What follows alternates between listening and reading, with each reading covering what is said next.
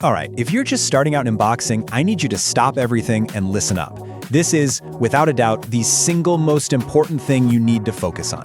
Forget about the flashy combos for a minute. We're gonna build the foundation that makes everything, and I mean everything else, possible. So, does this sound familiar? You throw a punch and it just feels weak. Kind of like you're pushing through water. You feel slow, awkward, and like you could be knocked over with a stiff breeze. Hey, don't worry about it. Every single person who starts out feels this way, and the reason for it is actually surprisingly simple. Here's the secret. You're focusing on the wrong thing. You think the power comes from your arms and your shoulders, but it doesn't. Real power, real speed, real balance, it all starts from the ground up. Think of your arms as just the tip of the spear. The real engine is your entire body, starting with how your feet connect to the floor. So, to build this engine, we're gonna focus on 3 essential pillars. If you get these 3 things right, every other skill you learn will be built on solid rock instead of shifting sand. These are our 3 pillars: stance, shape, and rotation. Now don't think of them as 3 separate things. They're one interconnected system. Your stance is what roots you to the ground. Your shape protects you and gets you ready to attack. And your rotation? Well, that's the engine that unleashes all that power you've been generating. Let's start with the very first pillar, the stance. This is your connection to the earth. Remember the old saying, you can't fire a cannon from a canoe? It's 100% true. Without a solid stance, everything else will just fall apart. Okay, getting this right is simple when you break it down. First, let's set your length. The distance between your front foot and your back foot should be about the same as the length of your shin bone. Second, the width. Imagine a straight line on the floor. Your front heel and your back toe should both be on that line. We want to be narrow. And third, this is crucial, hinge your hips back. Don't squat down. Think about pushing your butt back. That's what loads up your back leg with power. So why is that so important? Putting 60% of your weight on that back leg does 2 amazing things. 1, it keeps your head farther away from your opponent, which makes you safer. And 2, it loads that back leg up like a coiled spring, just ready to explode into your power hand. This shows you why a super wide stance, which is a really common beginner mistake, is so bad for you. I get it, it feels stable, but it completely kills your ability to rotate your hips. A narrower, shin-length stance keeps your center of gravity under control, which frees up your hips to turn fast and powerfully. You know, this is just simple physics. Think about an ice skater. When they want to spin really fast, what do? They pull their arms in tight to their body. When we keep our stance compact, we're doing the exact same thing. A wide stance is like a skater with their arms out. It's just slow. Okay, let's do a quick checklist to really dial this in. Look down. Is your front shin more or less vertical? This takes the strain off your quad. Is your back heel just slightly off the ground? Good. Now, feel how your hips are hinged back, not squatted down. And finally, check that both of your feet are pointing just a tiny bit inwards. That's it. That's a solid base. All right, our feet are set, our connection to the ground is solid. Let's move up the body to pillar 2, the shape.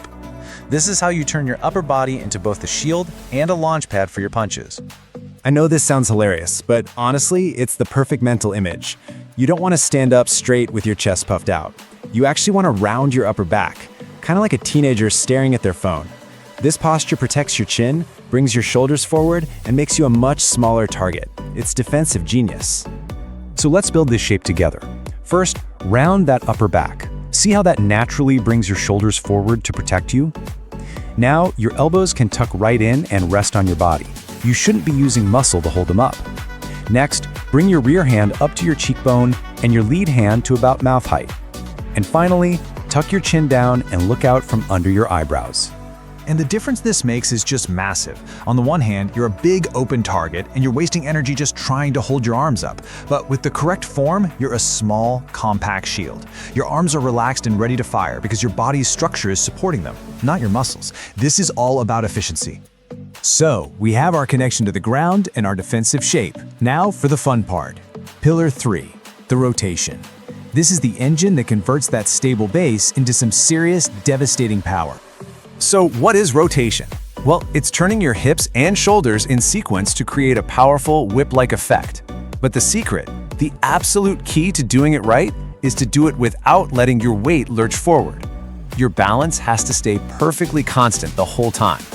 Let's drill this. I want you to imagine your spine as an anchor. It does not move forward. Now start by pivoting on the ball of your back foot. like you're squashing a bug. Let that pivot drive your hips so they turn and face your target. And finally, just let your shoulders follow through and complete the turn. That's the whole sequence.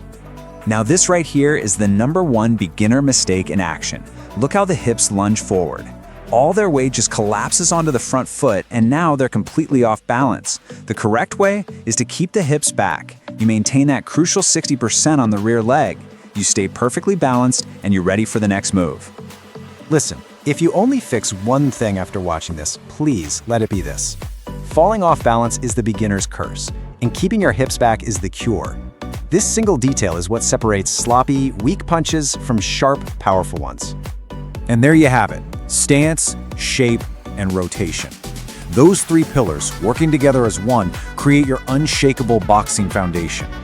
This is the position you should practice until it feels even more natural than just standing around. Before every single training session, I want you to run through this quick mental checklist.